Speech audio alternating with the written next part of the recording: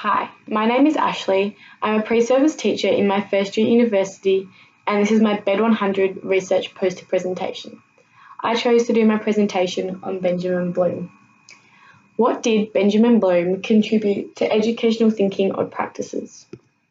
Benjamin Samuel Bloom was born on February 21st, 1913, and died September 13, 1999.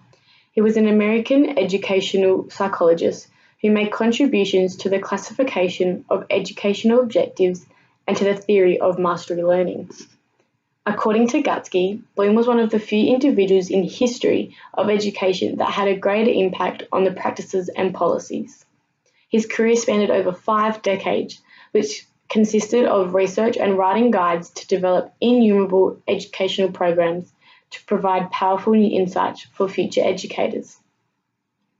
While Benjamin Bloom was working at the University of Chicago as an examiner, much of his work was focused on the relationships among methods, educational outcomes, and the measurements of those outcomes. The most significant year for Bloom was in 1959 when he left his job as a university examiner to spend a year at the Center of Advanced Studies in Behavioral Sciences at Stanford University. This is when Bloom created the Bloom taxonomy. What is significant about Bloom's contribution? One of the most significant things about Bloom's taxonomy is that the words have changed over time from nouns to verbs to be more relevant to the 21st century. Verb tables have been created to align with the different levels of Bloom's taxonomy. Another reason the taxonomy questions are a significant contribution is because it is a tool that is used in many classrooms all over the world. According to Teaching and Education, Bloom's taxonomy helps educators develop critical thinking and higher order cognitive abilities in students. It also provides a framework for classifying classroom lesson objectives, which then leads to teachers basing the lessons around Bloom's taxonomy.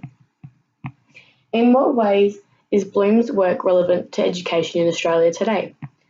Bloom's taxonomy questions are used not only in schools but universities and workplaces all over Australia.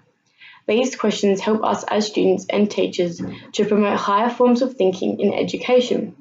In many subjects, these questions are used to gain the best information out of students and to get them thinking about all the different aspects of the taxonomy questions, which are remembering, understanding, applying, analysing, evaluating, and creating.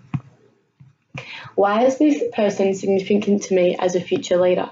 Benjamin Bloom is significant to myself as a future leader as he has all the qualities I aspire to have.